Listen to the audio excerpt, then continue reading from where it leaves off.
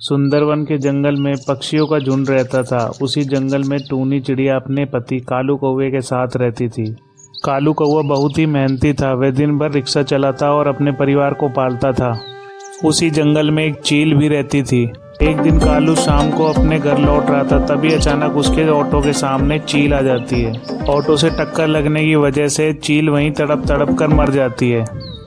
अकाल मौत मरने के कारण चील की आत्मा उस जंगल में घूमने लगती है और जो भी पक्षी उसे मिलता वह उसे मारकर खा जाया करती थी। इधर कालू कौवा घबराकर घर पहुंचता है और सारी बात टूनी चिड़िया को बताता है। अरे टूनी, आज मेरे ऑटो के सामने काकू चील आ गई, जिससे उसका एक्सीडेंट हो गया और वो मर गई।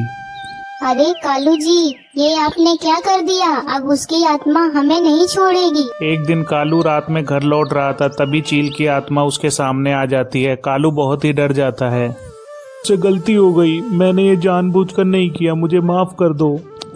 तेरी वजह से ये मेरी हालत हुई है। मैं तुझे नहीं छोड़ूंगी, तुझे भी मरना होगा और जंगल के सभी पक्षियों को भी एक एक करके मार दूंगी।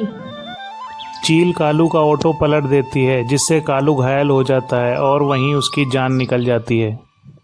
अब कालू देर रात तक घर न पहुंचने से टूनी चिड़िया भी परेशान हो जाती है।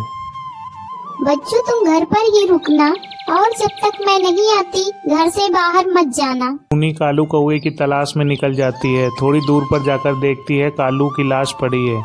वह रोने लगती है। हे भगवान, ये तूने क्या किया? अब हम क्या करेंगे? वहाँ से टीटू तोता गुजरता है। वह टूनी को रोता हुआ देखता है तो उसके पास आता है।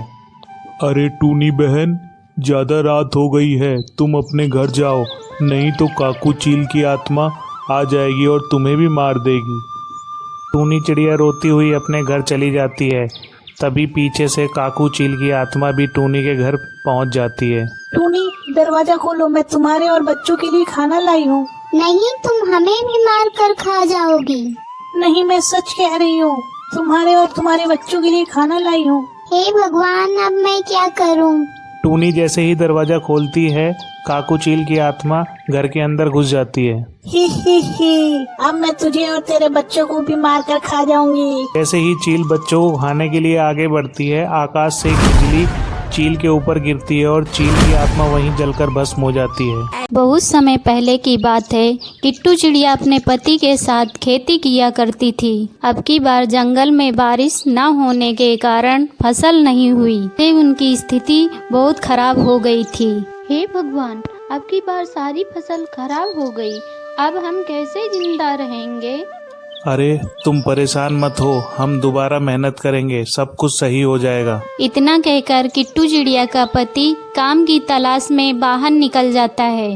रास्ते में जाते हुए उसे एक आम दिखाई देता है। उसे भूख भी बहुत लगी थी और जैसे ही उसे खाने के लिए मुंह खोलता है। मैं कोई मामूली आम नहीं हूँ, मैं एक जादुई आम हूँ। मुझे जो कोई छू लेता है मैं उसका गुलाम हो जाता हूँ और उसकी 3 इच्छाएं पूरी करता हूँ।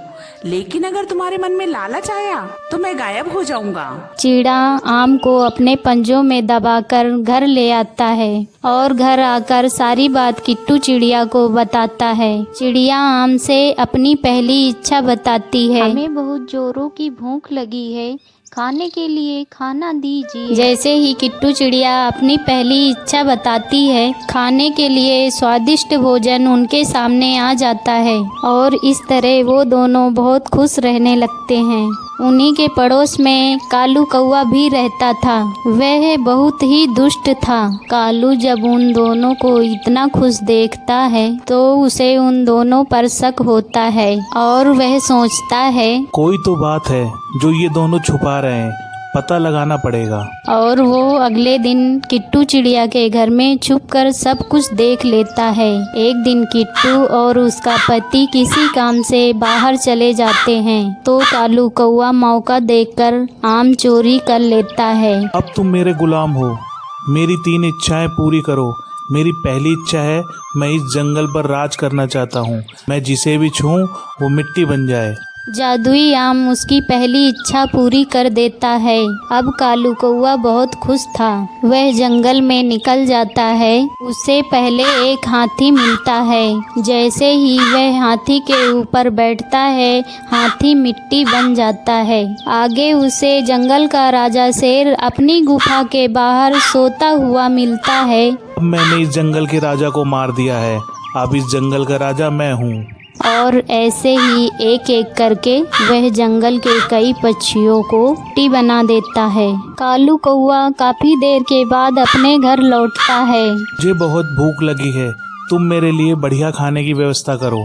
जैसे ही कालू कौआ अपनी दूसरी इच्छा बताता है, उसके सामने बहुत सारा खाना आ जाता है। वह जैसे ही खाने के लिए रोटी उठाता है, सारा खाना मिट्टी बन जाता है। अब कालू कौआ बहुत परेशान हो जाता है। वह किसी भी चीज को छूता मिट्टी बन जाती। यह सब देखकर वह अपना सिर पीटने लगा। जैसे ही उसने अपने सिर को छुआ, वह खुद भी मिट्टी बन गया। यह सब देखकर जादुई आम हंसने लगा और वहां से गायब हो गया। ऐसी ही मजेदार कहानियाँ देखने के लिए प्लीज हमारे चैनल को लाइक, शेयर एंड सब्सक्राइब करें। बेल आइकन को दबाना ना भूलें।